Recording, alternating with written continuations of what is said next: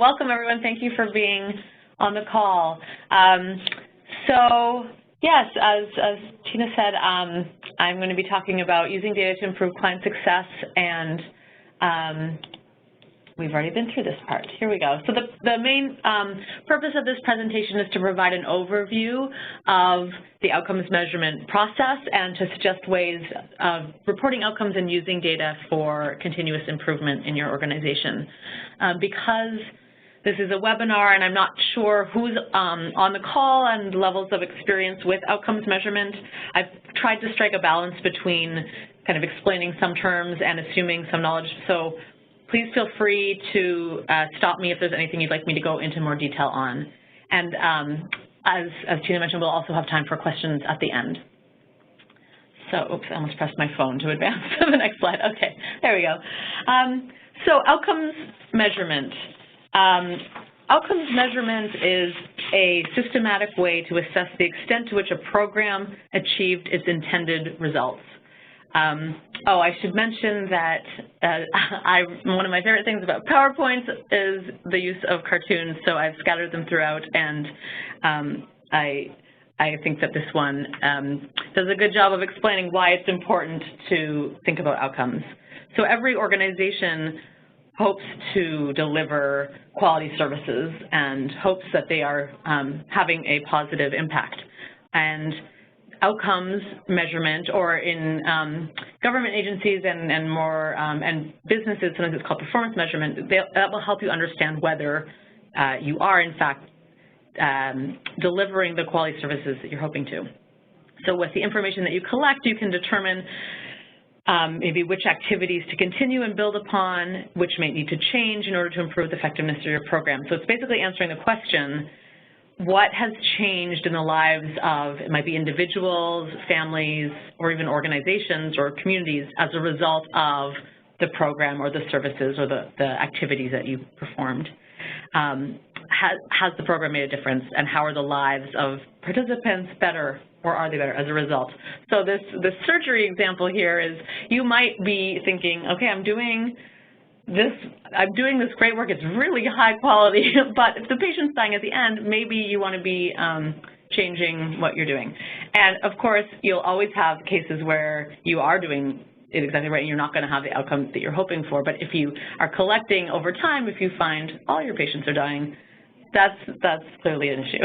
So so they're important for, as I said, measuring that effectiveness of an intervention, but collecting data and measuring outcomes also serves other purposes. For example, proving your value to funders and getting continued funding to actually sustain and maintain your programs. It might help identify effective practices and not so effective practices. It can also be just a useful procedure to go through to gain clarity and consensus around the purpose of your programs. And most importantly, or maybe not most importantly, but importantly, it's also used for continuous ongoing learning. So the ultimate purpose of an evaluation should be focused on the continuous learning and developing practices that move the organization toward greater effectiveness.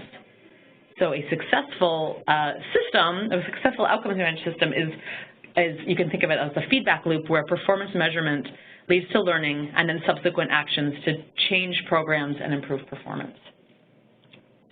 So for the presentation, I'm going to kind of follow along with the title of Set Measure Report to align with these common outcome measurement process steps. So, excuse me, the first step being identifying the outcome. So what is it that you want to be capturing? The performance indicators that go along with those outcomes, and setting targets or comparison benchmarks. Then I will very briefly talk, because this could be a whole other webinar, about the implementing data collection and then analysis plan, so this is the actual doing the measurement. And then finally, communicating and reflecting on results. And then this is something you reflect, learn, improve, and kind of repeat, go back to maybe identifying new outcomes, and you can continue this cycle. So for SET, for identifying outcomes, performance indicators, and targets, this comic here is saying, get all the information you can we'll think of a use for it later is an example of how not to choose, how not to go about data collection and choose your measures. Ideally, you begin with a small number of clear, simple measures, and you're beginning with the end in mind. So as opposed to just get everything and then figure out, oh, I've got this, and maybe I can look at this, and I'll look at this. You say, what do I want to know? Starting at the end, what we're hoping to achieve, and working backwards from that of what do we then need to gather and collect to show whether we are or not. So a good way to do that is a logic model. And the main kind of two steps of this phase, or the two objectives of this phase, the first is establishing a shared understanding of what the program or project is and how it's supposed to work. And doing a logic model, it can help in that process. And then creating a set of measures that correspond with that logic model can be used to assess the accomplishments of staff and project partners. So here's very simply, I'm sure many of you actually know this, but a logic model is just a systematic visual way to present the relationships among the resources that you have to operate the program, the activities that you plan, and then the changes or results you hope to achieve from it. So it's basically just a picture of how the program is intended to work, the logic behind the program. So the input section, we have what you're investing, so what sort of ingredients you put in to operate the program. It might be the funding that you have, maybe it's the number of staff, mentors, or employees, different tools that you can funnel in. Then the activities are what you're actually doing. What are the main things that the program does or provides? It could be mentoring. It could be, it could be a number of things, but including mentoring, assisting with goal setting, making referrals to specialists, that kind of thing. And then the outputs would be the tangible products. So what are the products or direct services resulting from the program activities? For example, number of people served, number of workshops held, number of trainings held, number of referrals made, things like that. And then outcomes, usually it's separated into short-term, intermediate, and long-term or impact outcomes. And that's really what happens because of your inputs and activities. What impact will the program have on the clients? And short-term ones are typically, usually in the short term you're thinking we might be able to change knowledge or skills or attitudes, so it might be increasing financial literacy, enhancing job readiness, with intermediate being typically more like behavioral or policy practice, so number of participants who are maintaining permanent housing or acquiring jobs or educational degrees. And then the impact or the long-term outcome might be we are in the long term striving for economic self-sufficiency for low-income populations, or that's an example. And the next slide I have just a very simplified logic model that I pulled from a recent Urban Institute paper that's actually could be a useful resource if anyone is looking to go through this process. And very simplified, but applicable to the TANF programs of some client outcomes regarding employment, earnings, and self-sufficiency, with readiness and experience and skills being the intermediate outcomes, and then all that it takes to the work that you have to do to go into that, the trainings you do, the assessments, the the support services, et cetera. So not all logic models look the same, but they basically serve the same purpose, which is to graphically capture the assumptions and the cause and effect relationships that drive the organization's work on a project. So once you have this sense of, okay, this is what the program is intending to do and this is how we intend to do it, this is how it fits together, then you can select what indicators you're going to use to basically answer the question, how will I know when changes have occurred or if we have achieved the outcomes that we wanted? So typically when, and as the previous logic models show, when outcomes are usually kind of too broad to allow you to just collect data on that outcome, so you decide, well, how will you make your intended outcomes measurable? And this cartoon here, so if you're trying to achieve an improvement in learning outcomes, this kid's saying, well, grades aren't the only way to measure outcomes. That might be one way. You might say, have math scores gone up in the school, or by individuals increasing their math scores, but you might also have other indicators that learning is occurring, and it might be, an indicator for learning outcomes could be percent of students who graduate, or it might even be an observational measure of them in class, or their motivations. There might be other ways to indicate that you've had an impact on the education. So the indicators, they indicate an outcome rather than being something that would predict the outcome or occur because of the outcome, and it's best when they can be specific, and they need to be something that's observable. So that means you can either hear it, you can see it, you can count it, you can report it, or some way to enumerate it using some kind of data collection method. Some outcomes and performance indicators are much sort of more straightforward about, income, I have some ways I can capture that, where if you're thinking of, I'm interested in someone's sense of agency, how do you might not just have one measure, one number that tells you that. You might have to think about that in another way. And typically, this is just a suggestion, like having 1 to 3 indicators per outcome is a nice place to start. Some that are larger, more complicated, you might have a lot more. And then just briefly some other considerations when you're thinking about your outcomes and your indicators is thinking about who are we measuring this for. So who's that target population? And that can differ for different outcomes. So it's whose performance or outcomes are being measured. Is it the program itself? We want to know overall in the program, how is this program doing? Is it particular staff members or mentors, how is their work going? Is it the clients or participants themselves? What achievements have they made? How did they look at the end of the program compared to the beginning? And then related to that is sort of at what level are you looking at? Is it an individual level where you're interested in individual change, or are you interested in neighborhood change or office level, county level, even state level when we're talking about TANF work?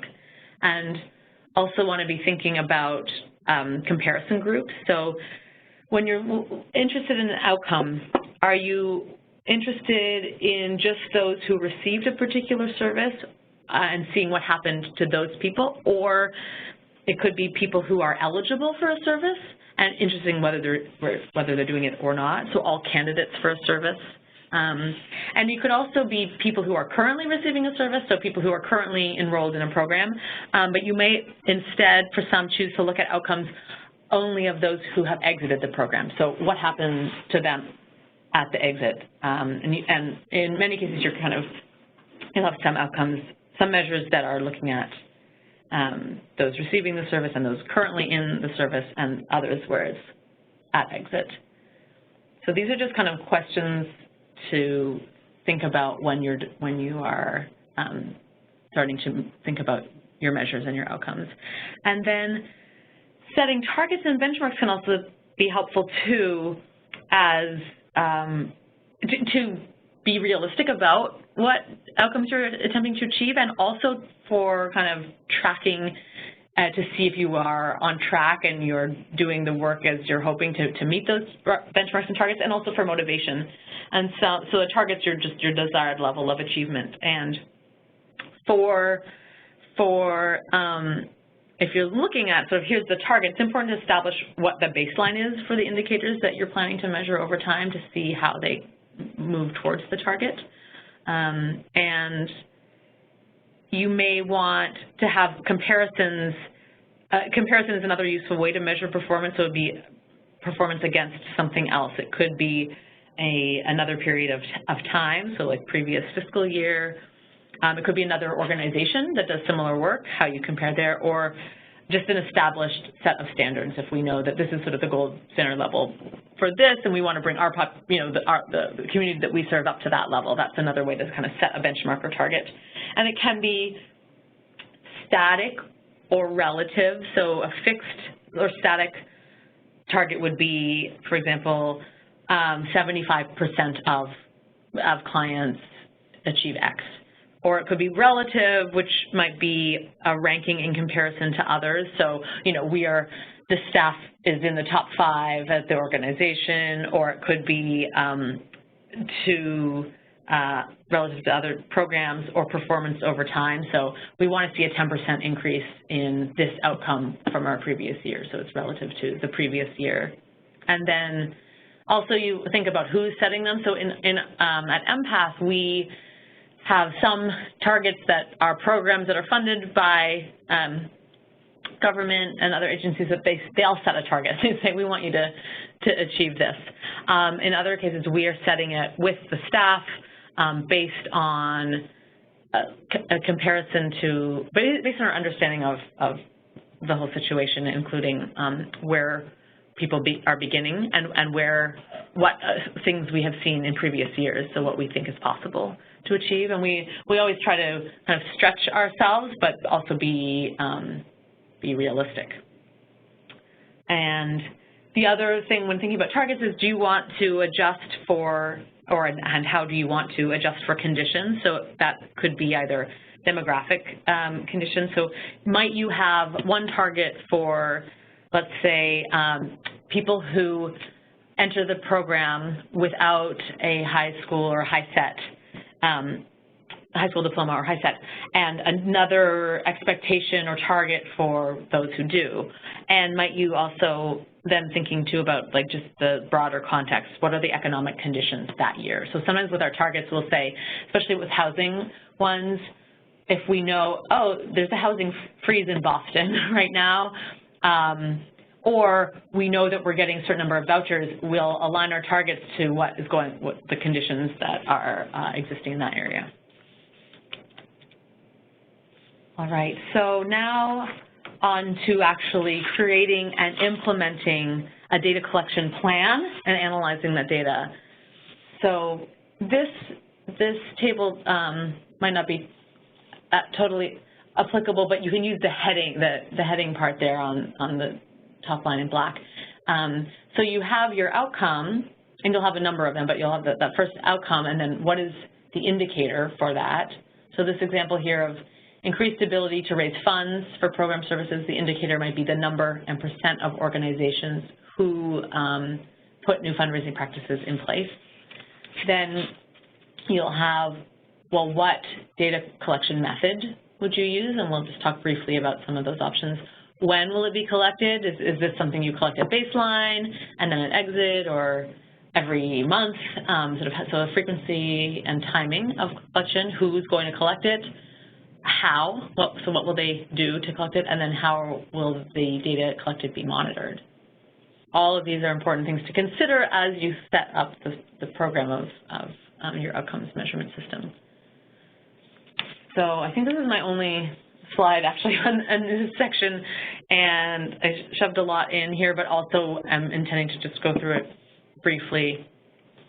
Data collection methods. So some measures just generate more consistent, so reliable and accurate, which is the validity piece, information than others.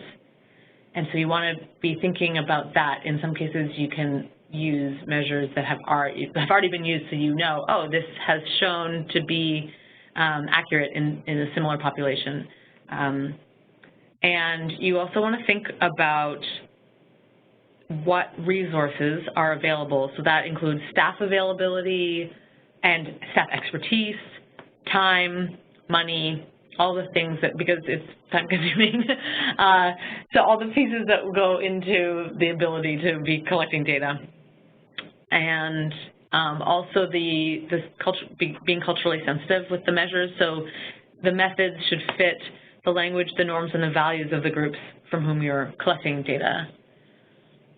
Then you can think about other sort of more specific types of data collection methods. So how are you going to be collecting this? Is it surveys, interviews, focus groups, observation, or reviewing existing records that other people have collected or that you've collected in the past that you're just kind of going to go over information that's there? So those are all considerations for thinking of how, the data collection methods. And then there are certain designs to think about. Post-only measures would be you just collect data once at the end of an activity or service. This can be sufficient for things like satisfaction with an occurrence. So if like people have a doctor's visit, they might just get a survey at the end, or like a phone call with Comcast or something. A survey at the end that says, how was that experience? You only have the post measure. People can use it too for like knowledge after training. But even in that instance, having a pre and post measure would be better, because then you understand, well, what did people know before, and then what did they know after, and so then you can kind of measure what was that gain. So the pre-post measures you're collecting at the beginning to establish a baseline, and then at the end. And that's useful for, obviously, change over time. In our programs, what was the average or the annual income coming in, and what was income when they last did that change. For time series, it's just repeated measures multiple times. So we have certain information that we're collecting on a monthly basis to track, observe how things change just on a month-by-month basis. And then even stronger, so this kind of moving towards the stronger designs is having a comparison group. And so you could have, look at the skill level pre and post of those who complete a workshop versus those who didn't do a workshop. Or like those who were in the program versus those who weren't or were in a different program. And the best, which is often hard to do in our field, is if you can randomly assign people to participate, then you can really make a stronger assumption that the outcomes that you see are attributable to the program that you performed if you have randomized people into the groups. But anyways, we could talk a lot more about that if people wanted to, about the actual design of the data collection. And then there are procedures to think about, like such as who will be actually collecting the data, how will they be trained, who will be monitoring that data collection, how will you prepare your participants or clients for data collection so that they understand, first that they know it's happening, and so that they understand its importance and its intended use, and potentially its value, and making sure that they know that their confidentiality is ensured, and how will you be doing that? So thinking of those kinds of things. And also, how are you going to ensure quality of the data? So that might involve auditing it, sort of doing some spot checking, perhaps doing double entry and making sure that things are lined up. Using automation is a nice way, or a simple way to ensure quality. So you have a drop-down menu of limited options, so people can only enter at least the options that are possible. And you might want to format databases to accept only certain numbers, things like that, to keep the quality strong. And then I'm not going to go into data analysis because, again, that's a whole other thing, but just to say that it's about looking at the information that you've collected and asking yourself what it all means. So in that process, you're saying, okay, what is all this? And once you have the data, it's really up to you to make use of it to inform the decisions about your program. And there's lots of ways you can piece it apart and sort of subdivide it to look at certain things by different groups and look at relationships between things. And you can answer a lot of questions in this phase. So sort of the main, I guess now turning to the main piece that I wanted to get into, and specifically talking about some of the stuff that we do here around how do you communicate the results and reflect on the learnings and use it to kind of infuse the organization with a culture of data and a culture of continuous improvement. So what I have for the next bit of the presentation is really just some examples, and I'm going to talk about how we use them here. This is not to say this is the best way to do it, but just to some sort of going off points to show some examples of the work. So this is just a snippet of one of our quarterly reports for one of our programs. On an annual basis, we hold target setting meetings with all programs. We have 11 programs right now. And strategy, and in those meetings we'll have a target setting and also sort of a strategy review meeting, a reflection on the whole year and a looking towards the year ahead. We'll do a SWOT analysis and we'll review strategies that we'll need to achieve the targets. And then on a quarterly basis, so every 3 months we're meeting, again, the data team meets with each program and ideally with everybody on the team. So you have the staff and the managers, and we'll use that to, first of all, each quarter check in on the numbers. So this is like another way of auditing it. We do monthly audits, so we have that process happening on an ongoing basis, but then when we're gathering the quarter-by-quarter data, we'll still meet and say, does this look right? And often people are, they're so in their work, they're like, no, I know that so-and-so just graduated, so that number should be here. So we do just like some checking on the numbers, but also really we're trying to understand patterns that we're seeing. We're trying to highlight successes and things that we've seen improvement on, and also highlight areas that may have been neglected. We maybe need to focus more and understanding the trends and understanding maybe potential outliers and gaining a sense of the context around these numbers too, and where we may want to focus. And then from that, we'll do that program by program and then pull together sort of a summary of all the programs, and often you'll see that the pattern, it's not just one program that is struggling with savings. You see that across the board. Or you may see from these meetings that most of the programs are struggling with, let's say the savings target, to meet the savings target, but 1 or 2 programs was struggling and now they're doing better. And this stuff gets highlighted when you're comparing and you're pulling together these reports, and so then you can say, what's going on? What's going on in this program? What has been working here? And we'll try to pull together learning teams around that, so that if a new strategy had been used or some tool or some activity that was successful, or maybe just a way of doing practice, that can be then shared across the organization, so that we're not all just these separate programs, because actually several of them are in separate physical spaces, but that we are still reaching out and learning across that divide about what's working, and then what practices we can use across programs.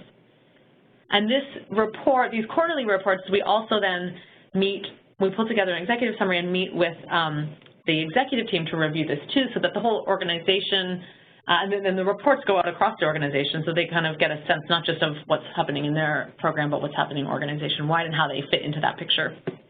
So that's one example. And as you can see, I don't think I have the ability to point or highlight anything.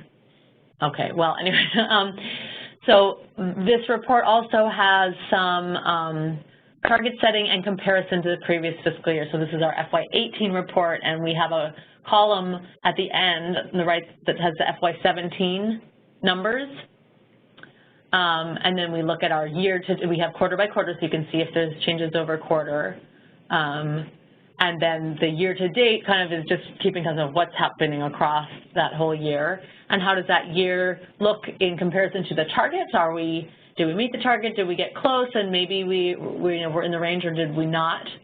And also, how did that look, what we achieved this year in comparison to last year? Are there areas where we really saw huge improvements, like at one of the bottom ones, somewhere we actually got a bit lower? So we'll review all of those things in our regular meetings. Another way of reflecting on the data is looking at, again, just a different way of visualizing it on what the targets were and what the actual outcomes were and how that changed over time.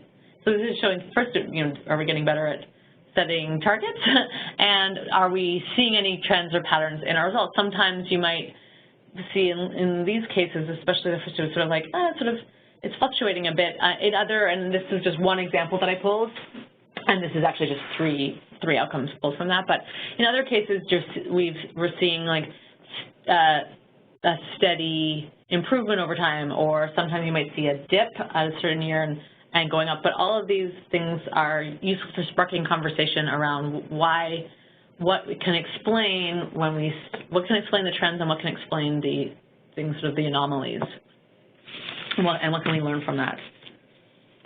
And in addition to trying to improve the work and the outcomes, also can we improve the way that what we're collecting, how we're showing it, the process that we're doing, the way that we're doing measurement. We're looking always to tweak that, and even our report. So this one back here, we've tweaked this to each year. We're kind of trying to get better at the way that we do this work as well. So we're always getting feedback to try to improve on all of those levels that I mentioned.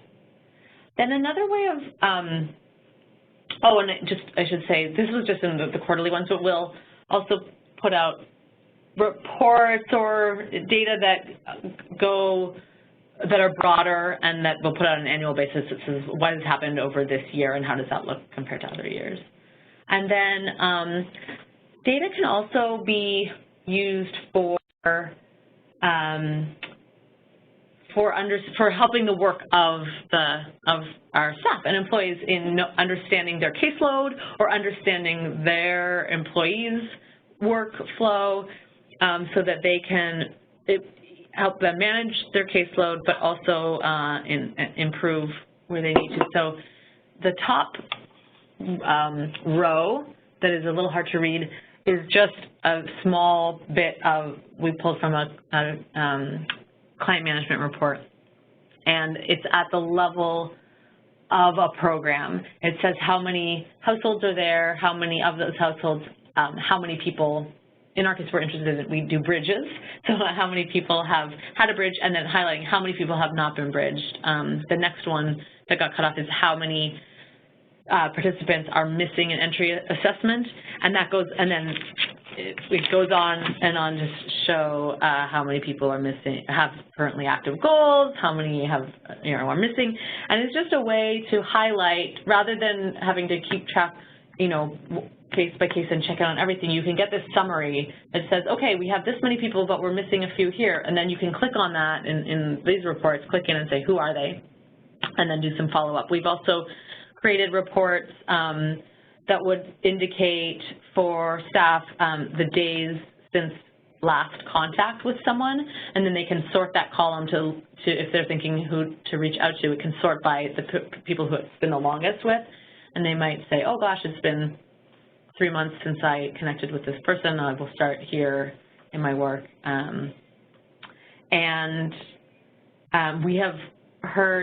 We've had really positive feedback from staff saying it helps them to manage their work and see where they need to be doing other things. And then also it's useful then, or it can be useful to see kind of tracking the activities that are going on and do those align with the outcomes that we're seeing. And especially if you're interested in looking at by like program or even by staff, like do the activities that a certain staff members are doing align with different outcomes for their caseload.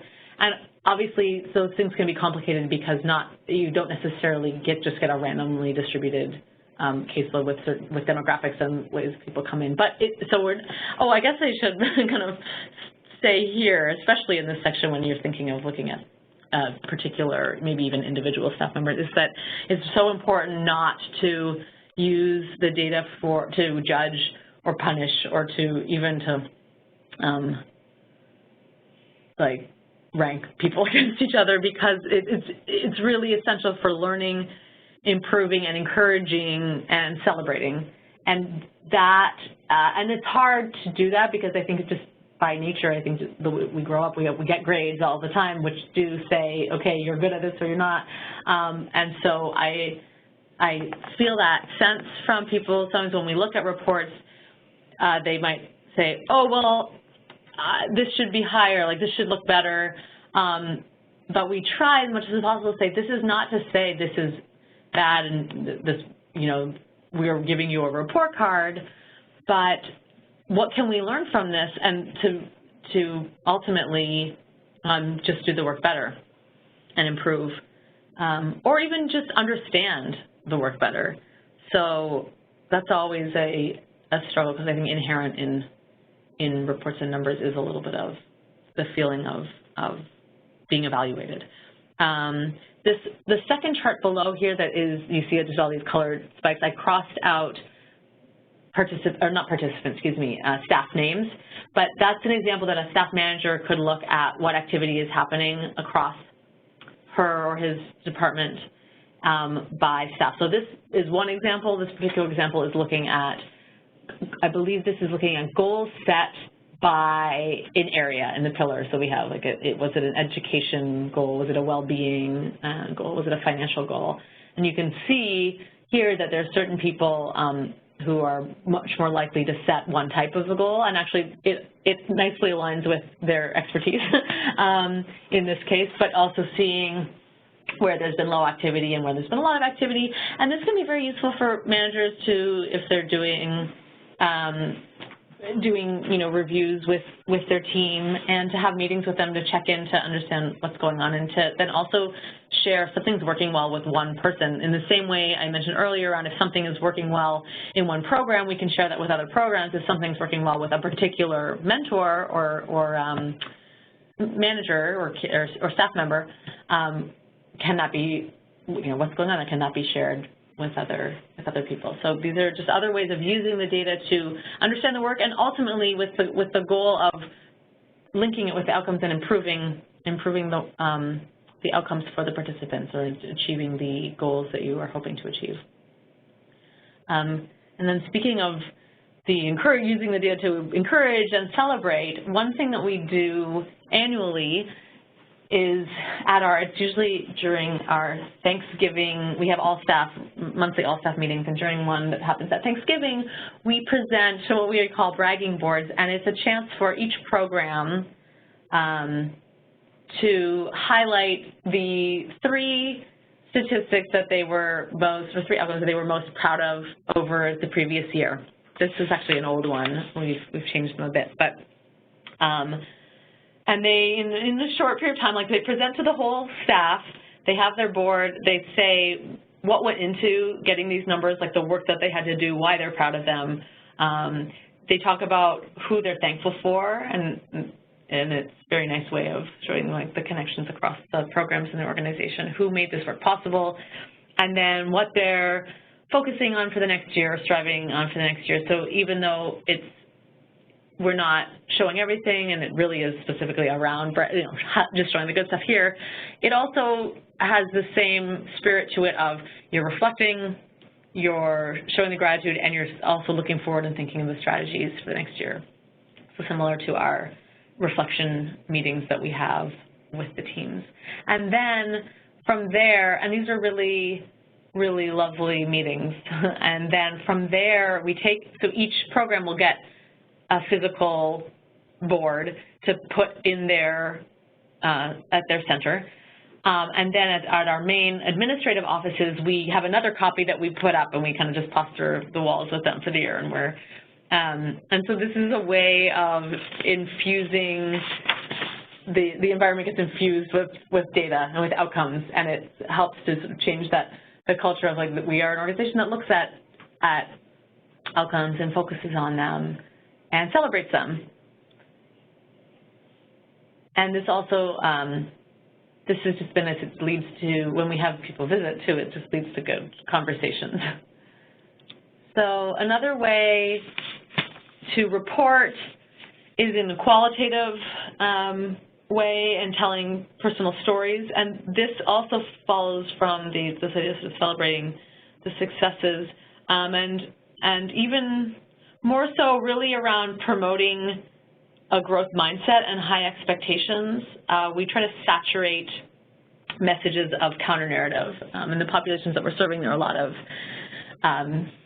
negative stereotypes and biases, and so as much as possible, we want to show that other story and present that counter-narrative that people get faced with a lot. And so we can do it in newsletters, success blasts that we email out across the organization, reports, media, like one of them is a newspaper story, and social media, And these ones that are featured here are of clients or participants, but you can also do this, and we also do this at the level of staff and even of organizational successes.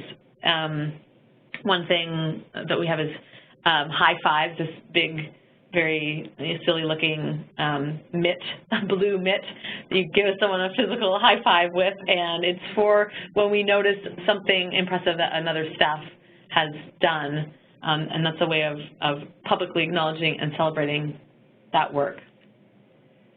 And okay, and then and then another one of my favorites of getting data out and kind of changing how people are thinking around data is just being, okay, now we're evaluating and looking at numbers. We just weekly, by email to the organization, across the organization, send out stat attacks. And we have a mascot, this little data cat, who has become our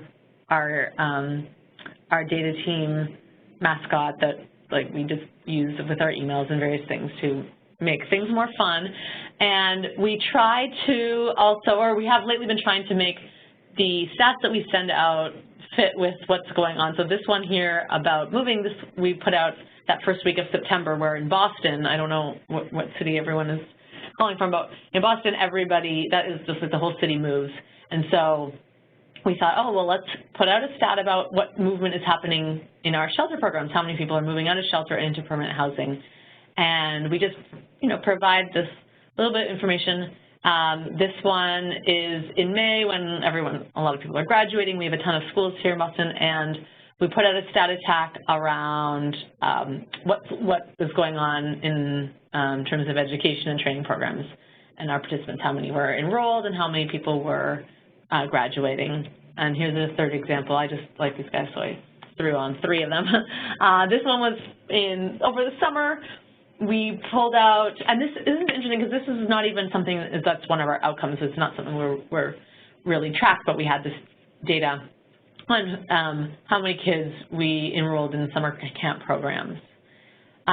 So these stat attacks are, we also are increasingly been trying to generate discussion with them. So sometimes we'll put out a little interesting one and then ask a follow-up question like, okay, this % of people enrolled in education. Next week, guess how many people graduated, or something like that, so that we get people writing back, and then we'll do a raffle to get winners. So it's just a way of kind of getting engagement around it, making these stats more fun, making data playful and fun, and also interesting to everyone.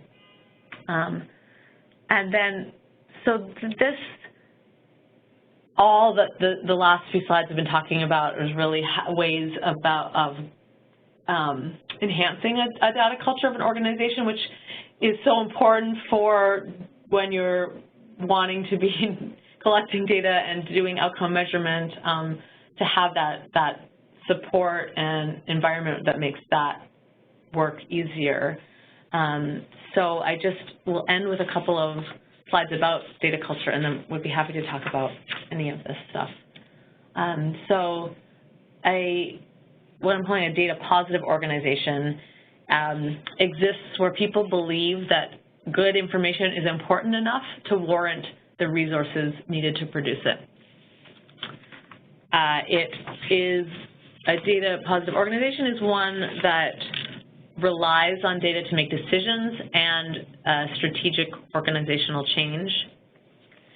And it uses data in every facet of the organization, and it encourages and celebrates data collection and analysis for internal, so institutional knowledge, as well as external use. So that might be more on marketing or sending out to funders or promoting the work that's being done.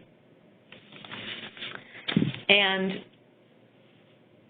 to enhance the data culture, it requires prioritizing and investing in data collection, data management, and analysis, knowledge production, encouraging staff to access and derive insight from the data so that there's data literacy across the whole organization. It's not just the IT team or the evaluation staff who kind of have the access to the data and can say, oh, here's what I'm learning, here's what I'm seeing, but really it's something that's shared, it's something that's brought to the table, getting perspectives from people who are on the front lines doing the work and from people who are looking across the programs and seeing patterns like that. You really want the data literacy and the input and feedback and reflection on it to happen across the whole organization. And data-informed cultures are also those that have conscious use of assessment, revision, and learning built into the way that they plan, manage, and operate. So from leadership, the leadership team and sort of the strategy planning to the decision-making to meetings, to even to job descriptions, a data-informed culture has continuous improvement embedded into the way it functions. So you're using data to solve problems, make decisions, tell stories, and as I've been kind of talking about throughout, continuously improve. Okay, so that concludes the presentation. It's a little odd just talking to a computer. I don't know if people are still here. Oh, I see that there's a highlight on the Q&A section, so I'm going to click on this and see what I see. Okay, hold on a minute. Okay. Hold on, only part of this is showing up for me. So I do see a question here. Tina, I'm not sure if you can see the full question. I'm only seeing one line. I'm maybe having to, oh, here we go. Yeah, it's how it's laid out, but I can read it for you. I see the whole entire question. Okay, I see it now. You do? Okay. I see it now. So, okay, the question is, how do you balance the amount of data you collect, what your funders require you to collect versus what you're interested in knowing? So that's a good question and a challenge. I guess and it is kind of a balancing act a bit. What we try to do here, so starting at the beginning, to the extent that we can, we will kind of try to supply the information that we want funders to ask for to them. So if, for example, if we're wanting funding for a certain project and we know that the funder will want to know employment outcomes, they might not specify how to get that, and so we can say, well, so kind of like when we look back at the outcomes and then the indicators, we try to say, well, this is how we can indicate that we are having the outcome you're hoping for, and so we can align so that we're showing the outcome or the impact that a funder might want to see, but we're using indicators that we are already collecting for our participants. We can say, well, we can show you this, this, and this to show this idea, but in some cases, we will have funders who say, we want to know this specific thing measured in this specific way. So sometimes you just have to do that because it is important to get funding. But it's also what we'll do on an annual basis is review all of the measures that we want, that we're interested in, what we're collecting, and see where that lines up with things that are required. And so one big example for a lot of all of our shelter housing programs, we have required information that we have to get in to DHCD in a particular system in a particular way. We have our own system for collecting and managing our data, and so and sometimes what they want, they change it annually, they tweak it a little, and so it ends up being different than what we are asking. But we'll each year look at the two and say, okay, we're basically getting at the same thing. We aren't able to change what they want, but we can change how we're doing it slightly. And so we always try to, on an annual basis, because if we did it more regularly, it'd be too much, but on an annual basis, align what we're collecting with what we have to be for, whether it's for a contract or for a funding requirement. So that's another way to kind of balance it, if you can, to the extent you can. And yeah, I hope that starts to answer answer your question. I think, and also I guess ideally you have the alignment in where you're seeking the funding and the types of programs you're doing. So if you, you would want to get funding for a program, you'd probably be interested in the outcomes that a funder who's funding your program would be interested in too. So there's alignment there of you hope that you're interested in knowing at least similar things to what they are interested in.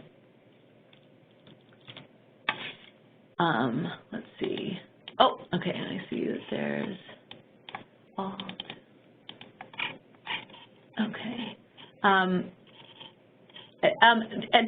Do we have time for another question, Tina?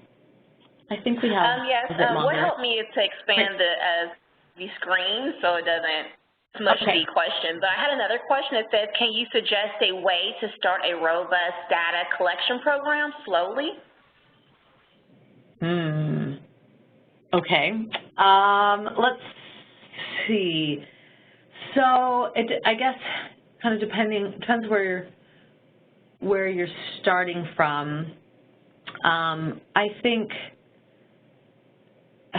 for starting slowly, I guess if you go back, I'm thinking of just at the very beginning, starting slowly, starting with a small, really starting, what do I really want to know?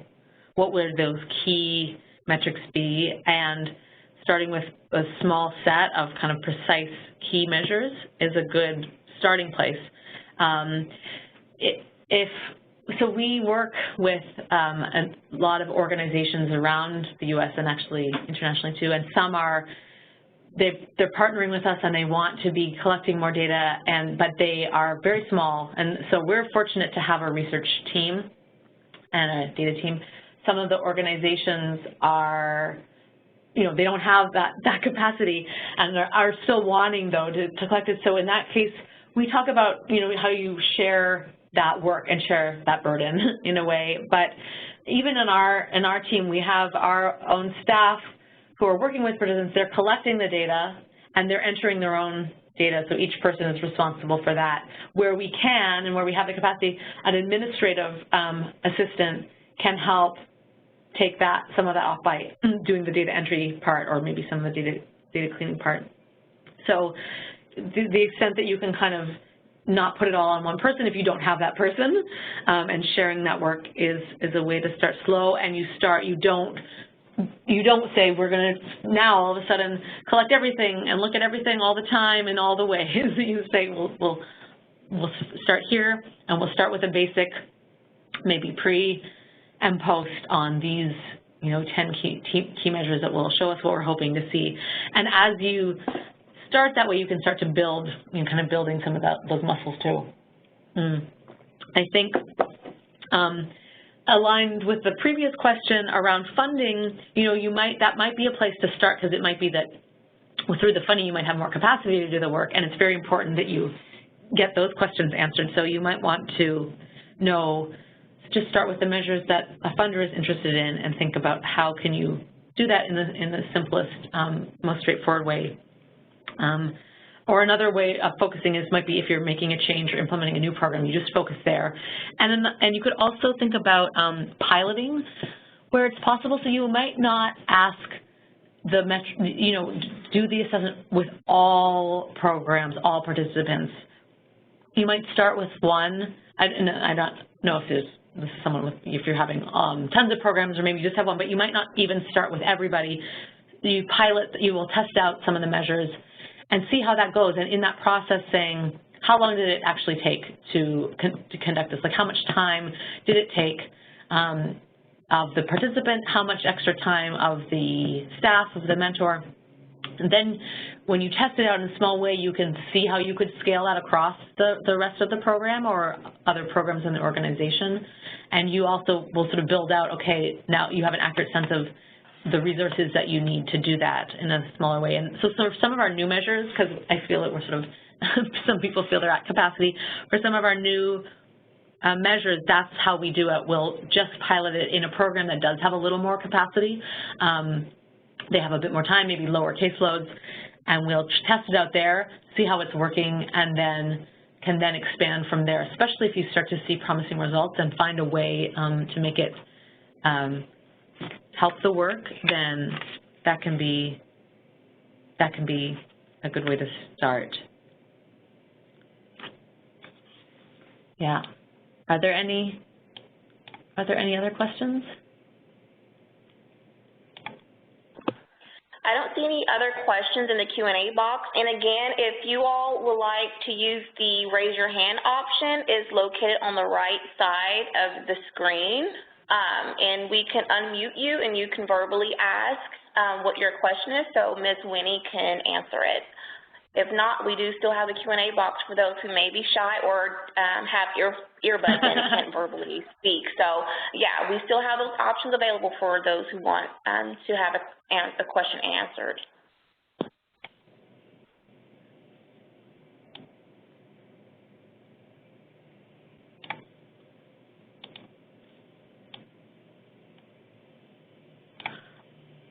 I see a question on staff resistance. How do you deal with staff who are resistant to collecting or considering data? I think for this, well, I think a lot of things about this. One key thing is relationship building. It's really all about relationship building.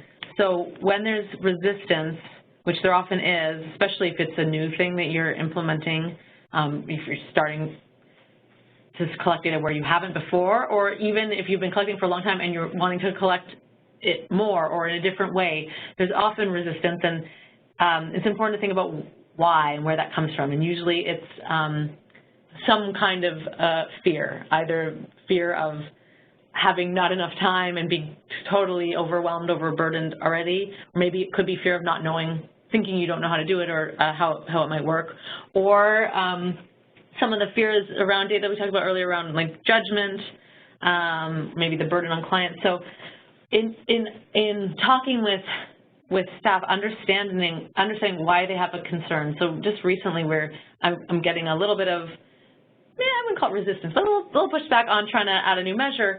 And even though it's an 8-item measure, then saying, can it be 4? And, you know, and I'm listening to, well, what is the concern here? And they have some really great, valid concerns. And so it's important to listen to that. And also the other thing we try to do is to make things as easy as possible. So we won't say, okay, we want to click this, and you're going to need to do this, and you're going to need to do this, and there it is. We would try to automate as much as possible and just make it the simplest way possible. But that involves talking about it and relationship building. And I think when there's resistance, it can also come from having people feel like it's being pushed on them. So what we try to do a lot is integrate all staff into that decision. We'll do a sort of, if I'm interested in something new, I'll sort of preview and give a heads up and look for the champions in the programs who, there are some people who are like really into data collection and they're like, yes, let's do this, let's get more. So finding those people, because they can really, you know, then share it with their teams and get people on board and get excited with them, but including people in the process, including their input to say, we're thinking of collecting data. How would that work for you? What challenges would that create? How could we alleviate some of those challenges? All that involvement in the process will make the team, make the staff feel like they're not having something imposed on them. They're a part of something and they got to shape it. And I think really importantly is showing and explaining and getting excitement around it and showing how why we're doing it. If you just throw out a measure and say, now you have to collect this, the end, there should be resistance. But if you are saying, we think that, you know, the work you're doing is having this impact that we aren't yet able to capture, and we think this is a way of capturing it, and here's why, and here's some literature around it, and this is why it's important or could be useful, and this is how it can help you do your work differently or better, and this is what your participant or client might learn from this experience. All of that really integrates it into their world, and I think lessens the resistance. It makes it feel like, oh, this is a worthwhile use of my time. and aligning with the other question and starting it slowly and doing it piloting, like that can be a great way too. You can do it in one program and say, wow, look what we learned here, and then other people might say, I want to capture that too. And what we've found over time is, you know, where we used to get resistance, now we're starting to see staff saying, I don't think you're collecting this right. I think you should be looking at this. And we're like, that means you have to collect and enter more data. So we're getting the request from the other side because people seeing its value in being able to do the work. And I guess another thing I'll say is whenever we try to add work, collecting data, we will also in that annual review say, what haven't we been using? We collected and we didn't do anything with it, or it didn't show us anything interesting, or it's not giving us we're not getting accurate feedback, so it's sort of, we can't use, it's not good quality yet. We'll cut that out and replace it with something that we think is better, so that we're trying to at least balance it out. So it's not just add more, because that will be overwhelming.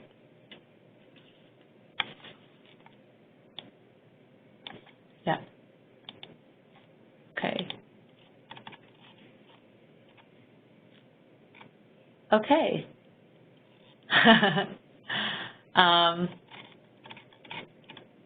So thank you. I think, are there any other, does anyone else have anything they want to say? And I believe I have a time set for if people do have follow-up questions, but if anyone has anything.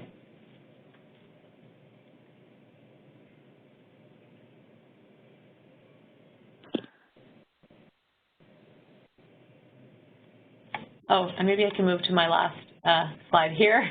If you do want any other information or to continue the conversation, feel free to contact me. My email address is there.